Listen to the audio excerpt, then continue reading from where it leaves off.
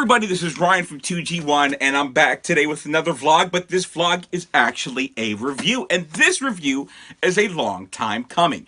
I'm here to review Brett Weiss's SNES Omnibus Volume 1, which looks at games A through M of the SNES's massive library. Now, in reviewing a book like this, I really don't have something to stack it up against. Well, I do. There's only one other book that I have that's sort of like this, and that is Pat Contry's Ultimate Nintendo book. Now, this came out a couple of years ago, and it's just an amazing look at every single game that came out for the NES.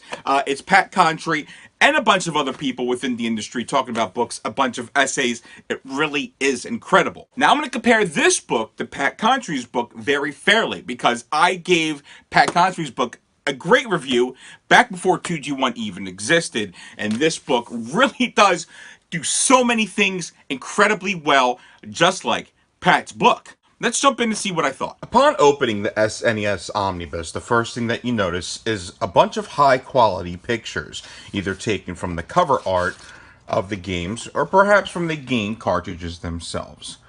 There's Mega Man X, Earthworm Jim, Dirk the Daring, and Princess Daphne, who's not my girlfriend in this review. Each review page looks gorgeous. I love the layout here. Each page will include the publisher of the game, the developer, the game type, 1 or 2 players. This is a side-scrolling platformer, and the year it came out. It will usually include the cover art, the cartridge art, what the top of it looked like, and several pictures from the game. 1, 2, 3 in this case. It also does include, awesomely so, an advertisement.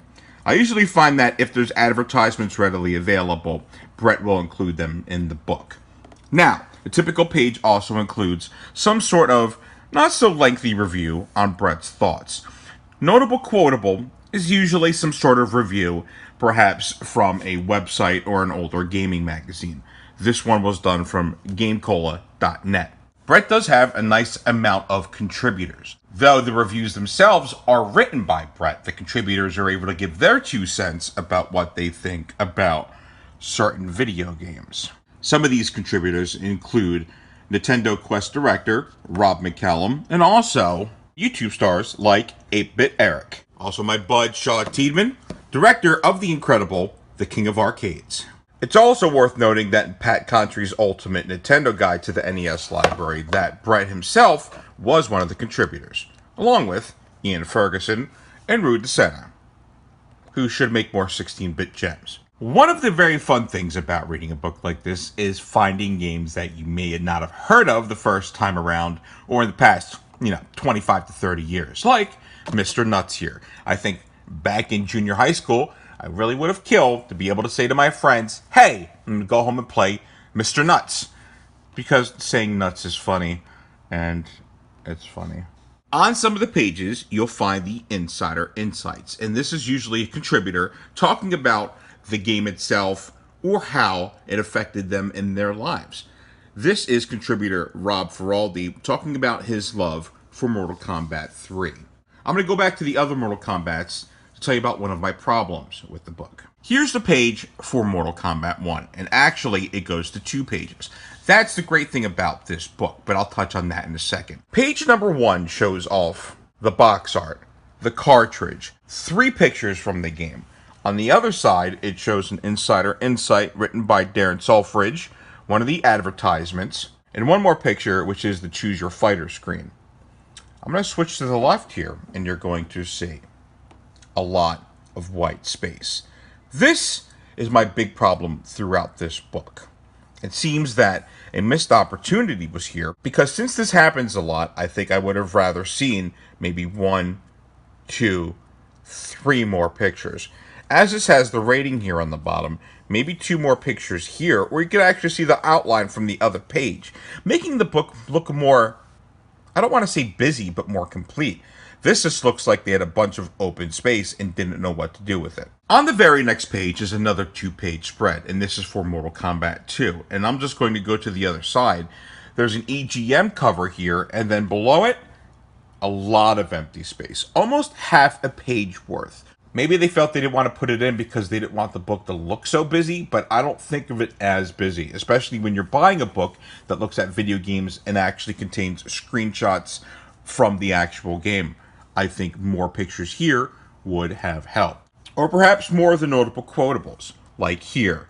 There's one from hardcoregaming101.net, maybe another one from some sort of magazine, like EGM, would have helped out pages like this. Here's another 2-page spread for Earthbound, and this is a great example of what Brett was able to do absolutely right. When you're going to give 2 pages, there is a decent amount of information about the game here, but there's also 2 notable quotables.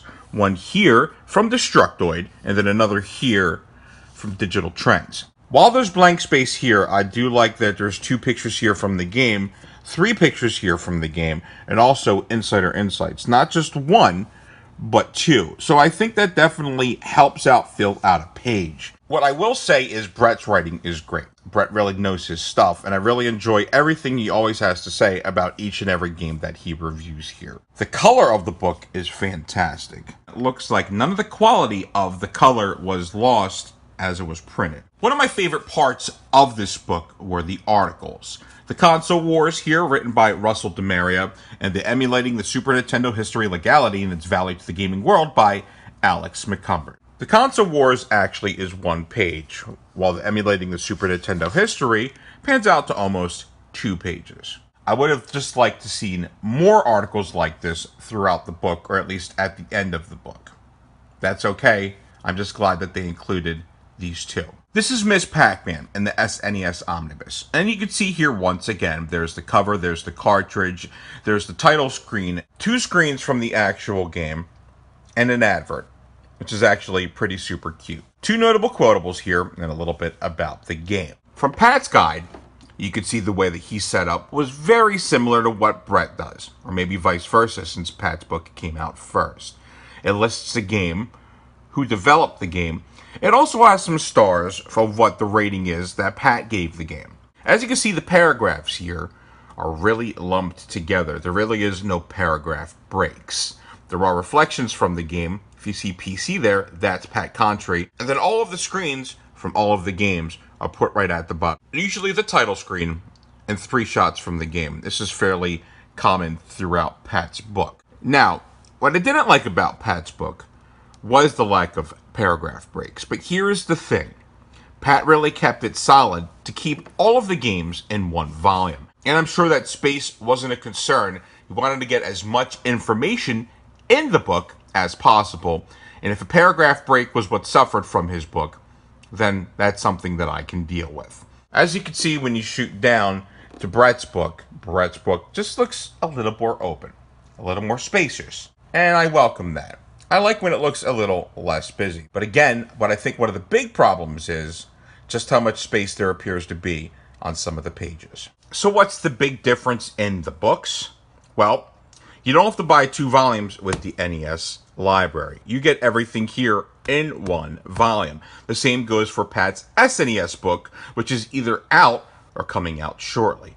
But even though you have to purchase 2 separate volumes for SNES Omnibus, there really is a difference in quality. And what I mean by that is that space issue. It seems like it's a little less busy and a little easier to read. Well, maybe for some people. I found Pat's book very easy to read. So my rating here for the SNES Omnibus Volume 1 is an absolute A+.